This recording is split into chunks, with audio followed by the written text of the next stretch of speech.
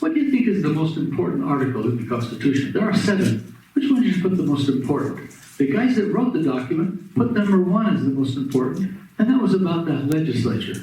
But I'd like to put it just a hair different. I think number 1 should be the 7th, the one that ratifies the document. And then after you've ratified the document, the next order ought to be how it works. And that's the 6th article. Okay? We're going to read a little bit out of the 6th article. I see all of you guys are getting yours out to read, or maybe I don't. Anyway, so here we are. Article 6, paragraph 1 talks about debts. Okay? The next one, number 2, paragraph 2, here we go. This is the crucial stuff. I'll read. I can read a little.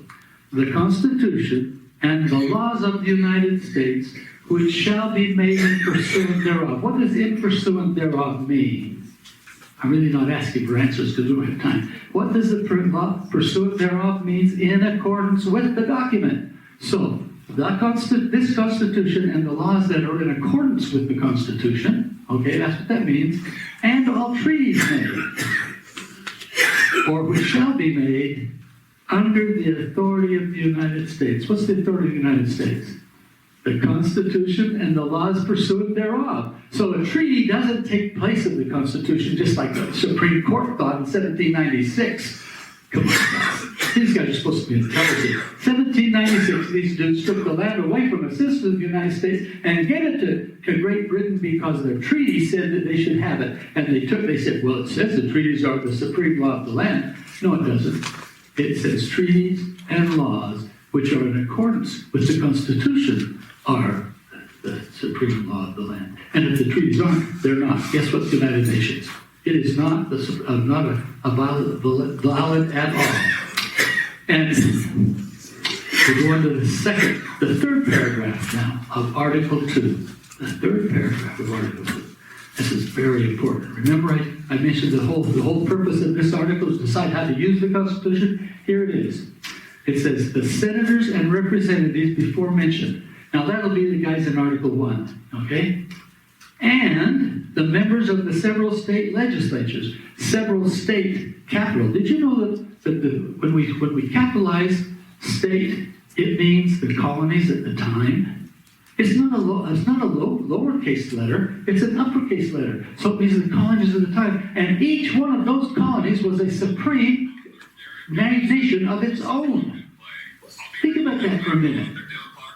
I was busy with some people from Virginia today. They're sitting right over here. And I thought to myself, I said to them, hey, you know what? You guys were the nation, one of the nations that organized this country. The sovereign nations that organized this country.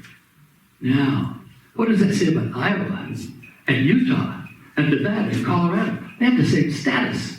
And every time in the Constitution it says state, it means nation that existed at the time it was written. 1787, which means those one I just mentioned, and everything that's come along since. Okay, let's continue. Senators and representatives before mentioned, and the members of the several state legislatures, and all, the word all means everybody, all executive and judicial officers, both of the United States and of the several states, you get the drift here? Shall be bound by oath or affirmation. Now, affirmation means I don't believe in God, but I give my honor that I'll follow it. Oath means so help me God. That's the reason they're both there, because everybody didn't believe in God. So they said, everybody who doesn't, you're giving your word of honor, and that's what that's all about. Everybody, oath or affirmation to support this Constitution, which means every state today, every state officer today, he raises his hand and he says, I support, defend the Constitution of the United States, means to the state legislative bodies and the state governor that if the federal government sends you something that's not in accordance with this book, it's illegal. And you shouldn't do it. You should get rid of it. You should nullify it. That's what that paragraph means in that article. You should nullify anything that comes from the state, from the government, that isn't in accordance with this book. That's the only way you can support it. You can't support it by saying, well, no, we'll let them do that. Well, okay, we'll let them do that. No. If the federal government in any way, Supreme Court, legislature, Senate, President, EPA, any of those come into your state and give you something that's not in accordance with this book, it's null and void, and your legislature should take that action. Now my question is, are they going to do it? Of course not. They're not going to do it. So what value is the article? None whatsoever. Except, we have a big D and we have a big R that run this country, don't we? Don't you think it's time we have a big C replacing the big D and the big R? Okay? Think about that for a minute. How would we ever do that? Guys, let me say something here. Because I've got the floor, I can say anything I want. Let me say something here. You guys in this room, what about 50, 40 people in this room, are the only ones in this state, United States today, that have any chance of fixing this country and getting back here. You are the only ones. There's nobody else. Why do I say that? Because you know the D and the R will never, ever do anything to save this country. They like the way it's going. They did it. The libertarian guys, they don't really care much except freedom, except liberty to do whatever they want. You cannot run a candidate for office unless he belongs to a registered party in the state. You can't do it. If I decide I want to go run for governor tomorrow in the state of Utah for my own party, I'm the party of Richard, they won't let me on. They won't give me the time of day. I can't do it. If I could talk enough people, they could write my name in, but that don't mean anything. All those people who are independents today have thrown away their vote. Not that they can't vote, but they could never put anyone up that they would want because they can't run somebody because they're not a party. They've lost their vote, every one of them. But the Constitution people, every place that we have status in the state, we can vote, we can bring people in. And who decides whether we have status in the state or not? The Constitution guys of the state decide that. Okay? If we have it, it's because the guys in the state caused it to be. And if we don't have it, it's the other way around, isn't it? It's because we shirked our duty and didn't get it done. Guys, we're the only state that can do these things. Now, what are the things that we want to do? We want to get people in our party. Everybody today is going to talk about that subject. And everything they say is right. But I'm going to add something to that. I'm going to add an item to things that probably won't be mentioned today. First thing we want to do is we want to get a constitutional party that is strong enough in each state to elect people. That's very important. You got to have that. And to do that, you got to have people. And every time I support someone and say, hey, you want to be a member of the party? Oh, yeah, I like what you're saying, but I don't want to be bothered. No, I don't want to join the party. I don't want to do that. They always tell me, even if they say, well, it's okay. No, I don't want to join. Why?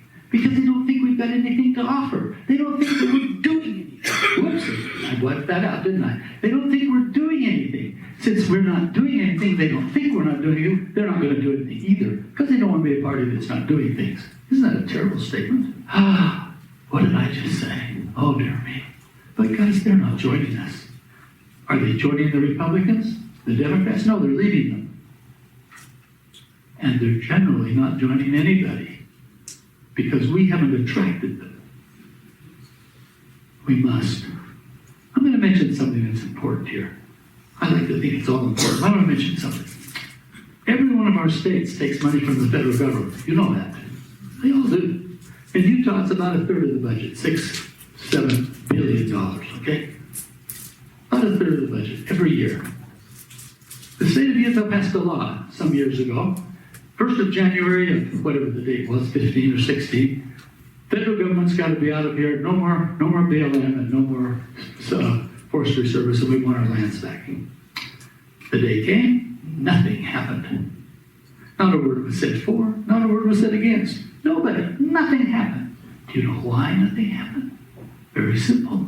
Because they got the money. They got the money. And if we did that, they'd say, okay, well, we'll leave. We're not going to give you any money. We can't afford to do without their money. Why can't we afford? Because we've got used to it. We've been suckered into it. We've been suckered into doing their programs and suckered into accepting their dollars, and now they're controlling us They're controlling it. Remember what happened when Obama was there and he said all the schools will start having the kids attend all the same girls, boys, all the locker rooms and all the bathrooms. And if you don't do it, we'll take away your Title IX money. He said that. Or some title money. Take it away. And everybody said, we can't afford it. We can't afford it. So they all did it. Or many did it. We violated our own morals because we didn't have the money to tell them to get lost because we've been accepting money from them. So there's a problem. If we don't have the money, we can't tell the federal government to get out of here.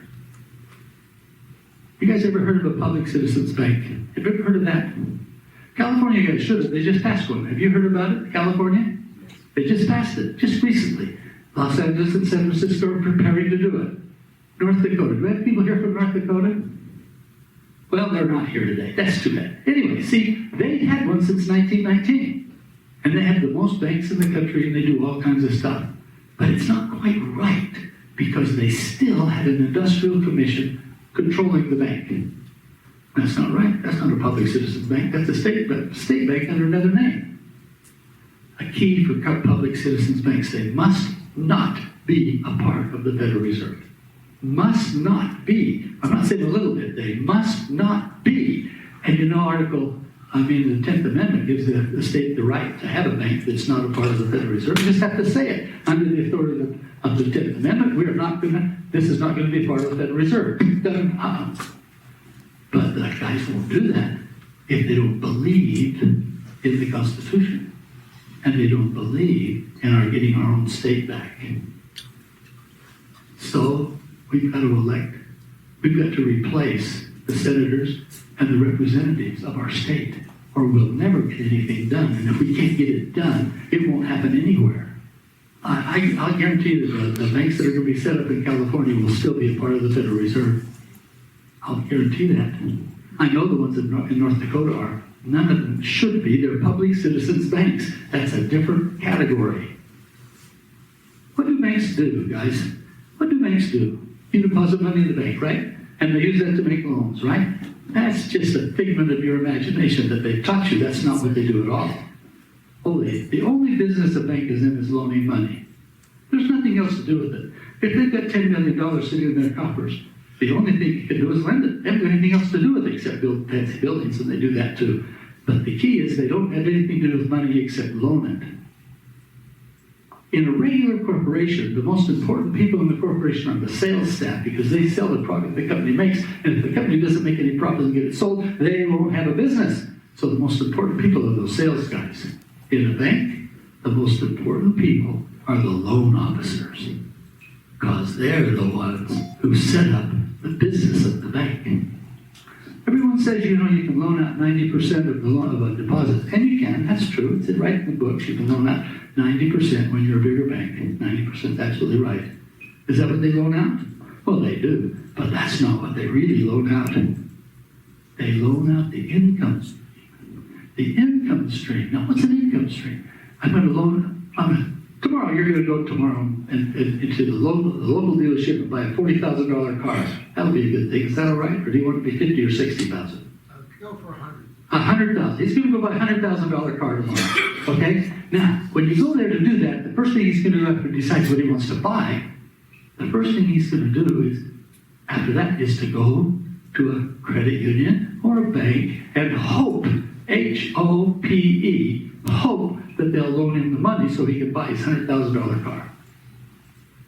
And you have to remember that the guy wants, his job is to loan money, but his job also is to make sure it gets paid back. So what does he do? He looks at the credit rating, and he looks at what he talks to you, see if you're a good dude, see if you can afford to pay it, all that kind of stuff. And then he says, well, we might, if we're going to be a good guys today, we'll loan it to you. And he sets up a $5,000 payment every month, $5,000. You can afford that, I know, I can tell. $5,000 a month, next month, and every month now on until it's paid for. Okay, $5,000 a month. So the bank does what?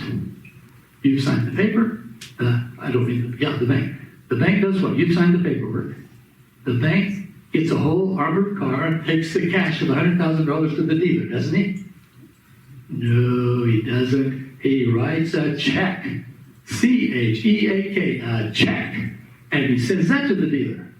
And the dealer goes about and spends that money because it is money to him. He's earned it, it is money. So he spends it, buys new cars, does all the stuff he's supposed to do. And you go make a payment to the bank on the first of the next month. What does the bank do with that $5,000 you're going to do? When I talked to the bank examiner on this subject, I said, what is it? I said, it's profit. I said, his no, it's not profit. It's internet, it's capital, investment capital. Sometimes I get words mixed up. I have to ask my wife. She's sitting right there. It helps me out. Anyway, see, so here we go. Investment capital. It's not investment capital. It's profit. No, it's not profit. You see, I said to him, a business, whenever they sell something and you get money back, it's more than it costs you to make it. It's profit. No, it's investment capital. So I gave up. It's investment capital. What does that mean to him? That means he's going to take that $5,000, put it in an account, and begin to loan it out. Now, what if he had 100 loans tomorrow for that same amount? So every month from now on, 100 loans, $5,000 each is a lot of money, but it comes in every month. Think about that. What are they going to do with it? Nothing they can do except loan it out. That's all they do. The banks don't do anything else with money but loan it out or build fancy buildings. That's all they do. They loan it out. So they're going to loan it out. And those people are going to pay some more. Some more income stream, some more income stream, some more income stream. Okay, I did some figures on this. 2 loan officers, just 2, with a bank that starts today with $2 million and that's all it's got. 2 loan officers.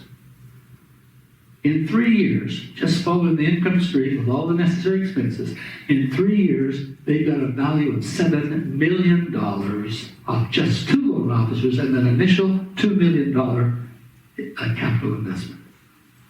They're now worth $7 million in 2 years. I'm sorry, 3 years. $7 million. If that same bank has enough people that come in and do loans, and they have 20 loan officers, and they pay all their expenses. At the end of 3 years, they're worth $50 million. Now, that's not a bad deal in 3 years, is it? And can you figure what the next year will be, and the next year, and the next year, and the next year? It just multiplies. It's not arithmetic, it's geometric. It just multiplies.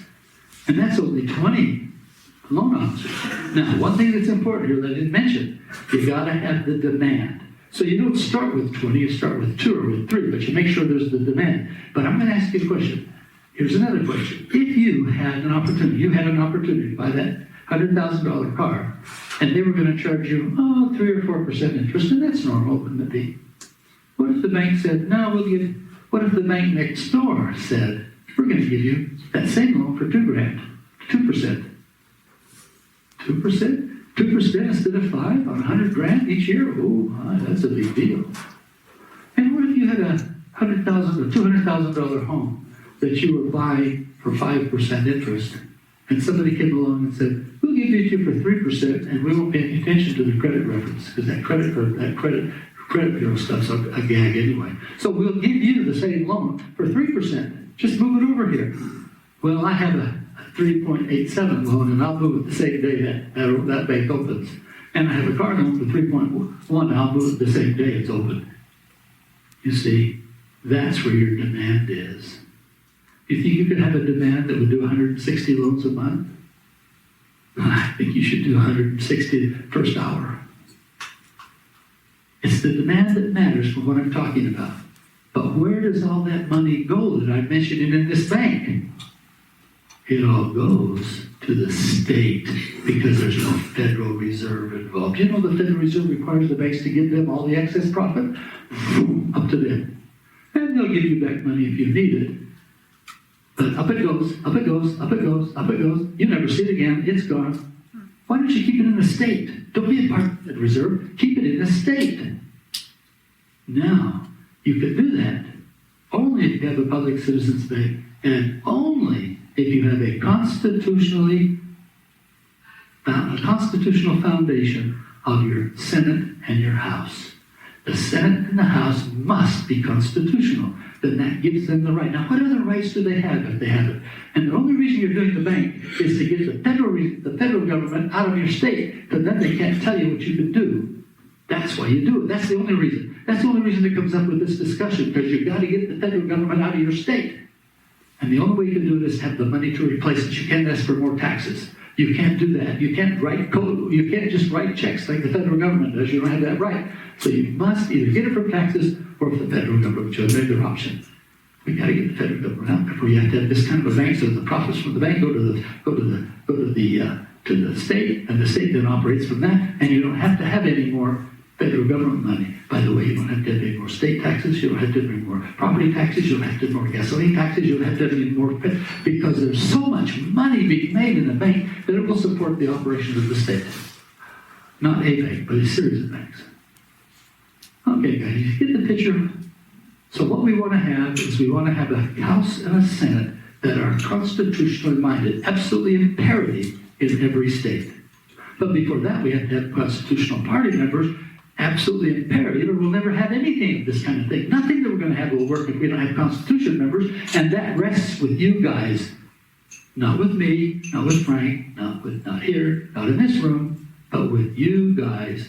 You're the kingpin in this. If you don't raise your party, then you can't do these things. And one of the ways you can help raise the party, in addition to the things you're going to be taught today, is have something the people want and the people care about, their money in their pocket. So if I can show them that they can have a 2% loan instead of a credit card at 2% instead of 16, 2% on everything up to $100,000, and above that's only 3%. Oh my, that's attractive. Banks, buildings will come in and build with you. They'll move their loans to you in a minute because they want that money.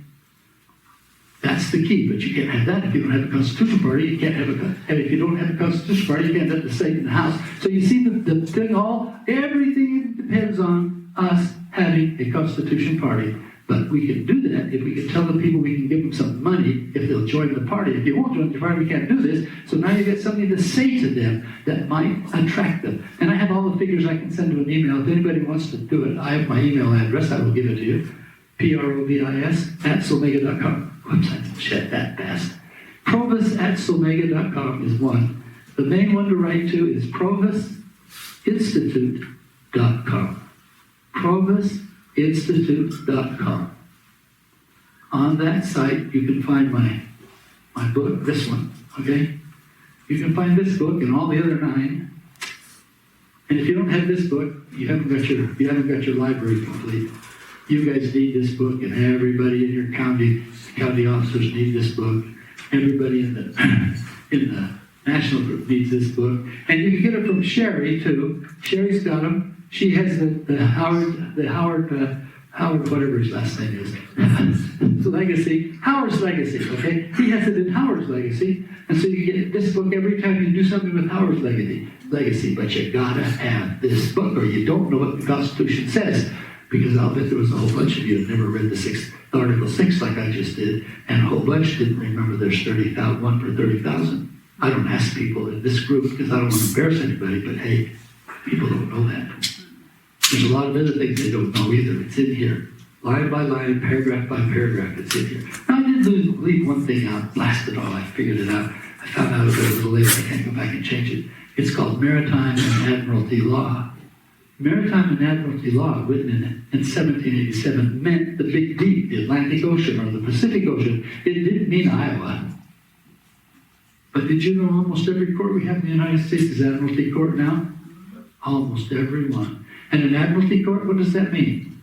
No pecuniary damage required. In other words, there's no problem, no money problem. You see, common law requires a pecuniary damage.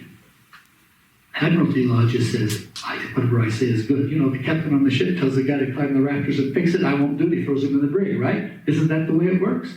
Well, the court judge, when you walk into a court with a flag like that one, with fringe on the edge, and that guy says, the guy throw you in jail because you're not doing what I want? They can and will and do. It's an Admiralty court. It's not common law. Keep that in mind, guys. We're almost completely under Admiralty law in our entire nation. Okay, everything, I didn't include that because I didn't have that information in my mind when I finished that book. When I finally write a second one, I'll do that. But it's up there now. But all these things are there. All the things are about blood. Blood. What's the word? Actually, the corruption of blood, that's there. Ex post facto, that's there. All the things that we hear that we're not really familiar with are in the book. Everything. Every paragraph is explained. How to look the present. You know, I talked to a group of people in this, not this group, because about 5 years ago, 6 years ago, 7 years ago, some number like that. And I spoke to that group, and I had a booth out there I was selling my books at, and also had a 8.5 by 11 inch sheet, a copy of Article 2, Section, Article 2, Section, let me get here, there's a lot of stuff in Article 1. Article 2, Section 1, Paragraph 3, copy precisely. And I passed it out. Now, it was people like you, because it was an executive, it was a national committee meeting, okay? And they picked that up and read it. Many of them said, does it really say that? Does it really say that? Is that how it's really supposed to be done? Yeah, I copied it out of the book, and they didn't know it.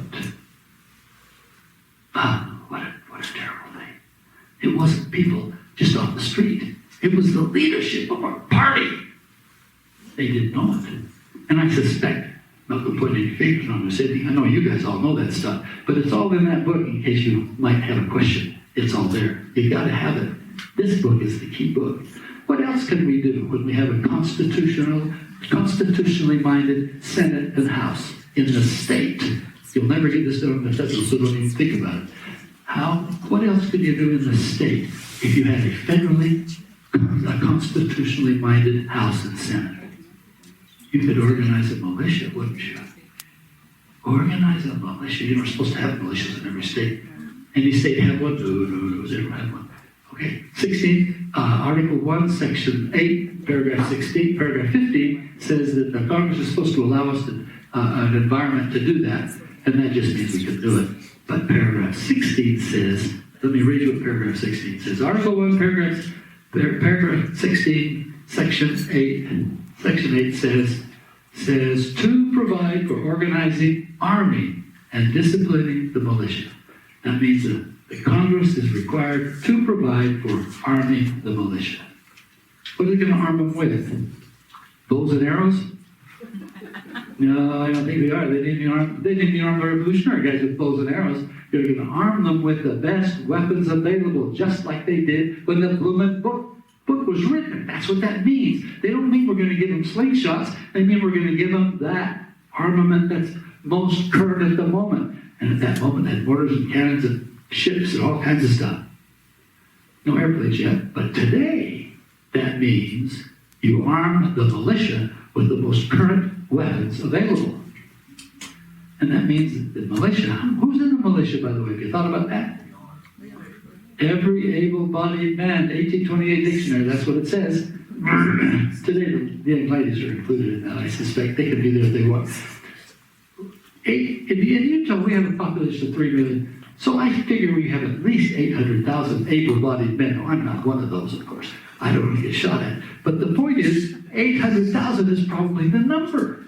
800,000. All armed with the up-to-date armaments of today.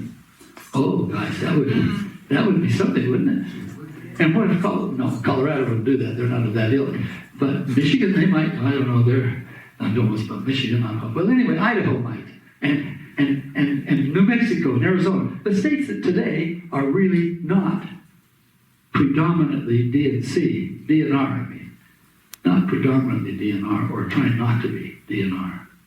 It should be every state in the union. But let's just assume that another state along with Utah did this. That'd be a force, wouldn't it? That would really start being a force.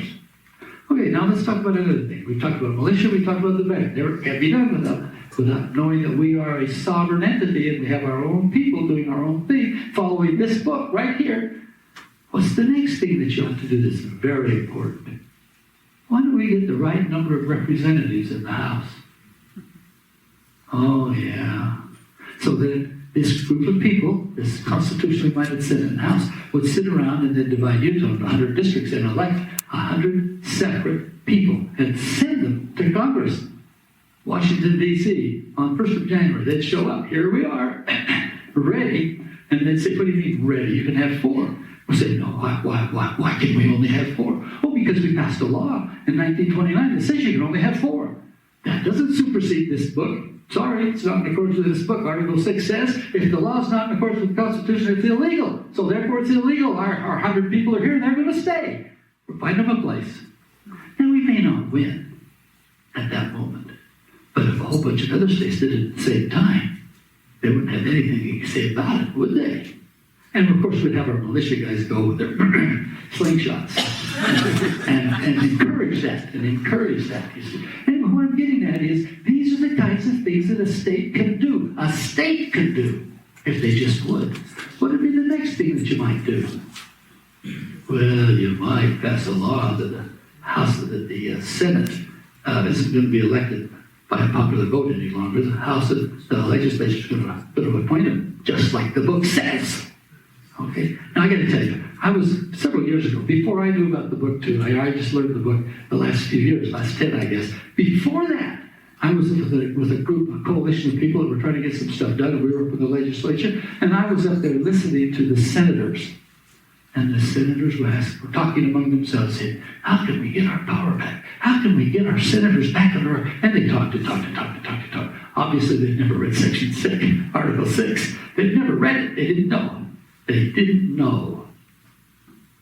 But it's right there. And so all they have to do is nullify that unconstitutional amendment. Can you nullify an unconstitutional amendment? It's not it's not in accordance with the book. You sure can. Let me explain another thing that's not not often known. There's a dictionary called Black's Law Dictionary. Now that dictionary is the one that the attorneys use. Okay, Black's Law Dictionary. And when you go to amendment in Black's Law Dictionary, it's written this long, but most of it is decisions of the Supreme Court. So you strip off those just because you want to just see the words. And the words amendments divide up into 2 categories: the stuff they do with law in the court, and the stuff they do with contracts. This is a contract between the states, the people, and the federal government. This is the contract. The federal government is a result of it. The contract is really between the people and the states. Okay, now. So, here we go. This is a contract. What are the laws of contracts? The legal laws of contracts. They apply to you every time you write a contract with your friend. An amendment can alter a contract if there's errors. Amendment can change errors. Okay? An amendment can add things. But amendment cannot change the contract. Okay, I'm going to do a contract. I was just talking here to Tyler earlier. Tyler, I was talking a little bit earlier. I told him he's going to do something for me, and I'm going to pay $6,000 to do it. See? And he's got a really good thing he's going to show us in a while. $6,000, I'm going to pay him to do that. He's tickled to death, so he does it. When he finishes, he brings me the bill, and I say, well, no, I decided I'm going to amend that bill. I'm going to pay you $3. Now that sounds stupid, doesn't it? But that is exactly what we're doing with the Constitution every day. The other side of the round, he sends me a bill and it's for $20. And I say, I'm going to pay you $20 if I'm going to pay you $6. Sorry, I put an amendment. The other way around. It's the same thing, isn't it? Contract cannot be changed by an amendment. It can be added to. We could agree to something that's added to it without a new contract. It can correct errors. Yes, it can. But it cannot change the document. So, when the 16th Amendment was passed, let's talk about the 17th. When the 17th Amendment was passed, the last line of the 5th article says that the states won't lose their representation in the Senate. Now, it doesn't say quite that way, but that's what it says. They won't. It talks about suffrage, that meant laws in those days, the voting in those days. They won't lose their voting in the Senate. The states won't lose it. It says that word for word in the 5th article. And then it has a whole gob of stuff in the 1st article about how the senators would work. Well, nobody paid attention to that. They just wrote a letter. They just wrote an amendment that says, get it out of here. And everybody said, okay. And today they say, well, I wish we could get out of that. How can we do it? Well, you can do it by having a legislator in your state that understands the Constitution, and they nullify it. And in our state, we're not going to do that anymore, and you have the perfect right to do it because that's what this says. 16th Amendment. Oh my, 16th Amendment. You guys can't imagine that one. Remember I said you can't change the Constitution if it, I don't want to do that. If it says, if it's not in the words, you can't change it. Let me just read you something. There's the 15th Amendment. Here's the 16th Amendment. Now this is what I write. I don't want to bad book. If this would be the actual amendment if it were written as it applies today. In other words, here's what it says. The Congress shall have power to lay and collect taxes on incomes from whatever source derived, no matter what the Constitution of the United States says. Now that's what's going on. No matter what the Constitution says. Now in reality, the only words in that are true and correct are the Constitution shall have power to lay and collect taxes. After that sentence, after that phrase, after that word, nothing more is legal.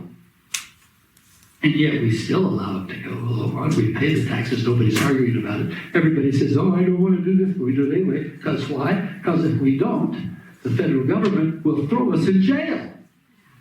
But you see, if we follow the Constitution, those taxes are on the state direct taxes. It says it again. I'm going to write here. I'm going to say it. I'm going to read it. I'm going to read it right here. We're in Article 1, Section 3, Section 2, Paragraph 2. Paragraph 3. Representatives and direct taxes shall be apportioned among the several states. By Jove, it's very clear, isn't it? But if you go to the 14th Amendment, which is right here, it says, representatives shall be apportioned among the several states. Did you see the change? And direct taxes. 3 words were eliminated. And that started the trail towards having taxes on you and I rather than the state itself. And all through the 1800s, they kept trying to have taxes on people. And the Supreme Court kept saying, no, it's not apportioned, it's not enumerated, it's not correct. But the guys in 1916 said, oh yeah, it's constitutional. It wasn't then, it's not now, and it never was. So a state government that is cognizant of what this book says would know in a minute that they don't have to have 1040s filled out by you and I. So the next thing they can do is they can pass a law in the state, Utah, Arizona, Illinois, it doesn't matter, and they would say no more 1040s will be made out of by any person or business or church or anybody else in this state under penalty of law, or we'll throw them in jail, okay? So now when you don't do it, who's going to take the rap? The state government. And the state government can't be thrown in jail, can it? And you're off the hook. Utah, 2018, $24 billion was sent to the IRS. $24 billion, state of Utah. And you guys figure your own is huge. Against the law, you didn't have to send it at all. And when they send the bill to the state government can say, hey, we're not going what do you mean President's Library? We're not paying for that. What do you mean in Iraq? We're not sending an army to Iraq. We're not going to pay for that. We're not going to pay for that. We're not going to pay for that. And the state federal government can't do a thing about it because they can't throw them in jail. But we can't complain individually. But the Constitution says we can't be taxed directly. It's taxed, the direct taxes go on the states. You see how important this is? You see how important this is? And yet we ignore it. We ignore it. We don't even try not to ignore it. Mostly it's because we don't know that we have laws and rules that we can do it with. That's the key. We don't have laws and rules. We don't know what we can do because we don't know the book. There's the book. That goes in conjunction with this. It's available.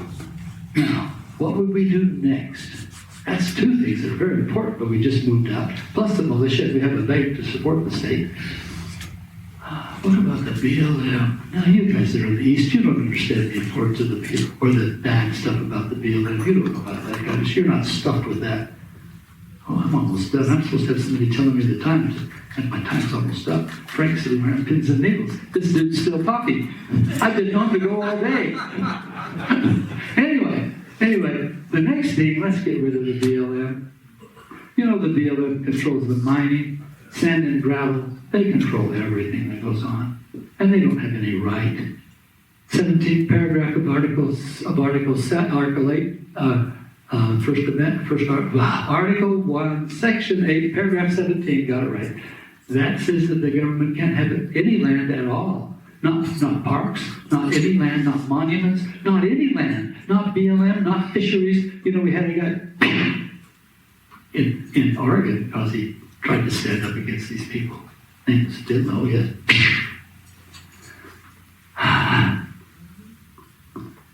Just because he's trying to stand up against the federal government's unconstitutional acts.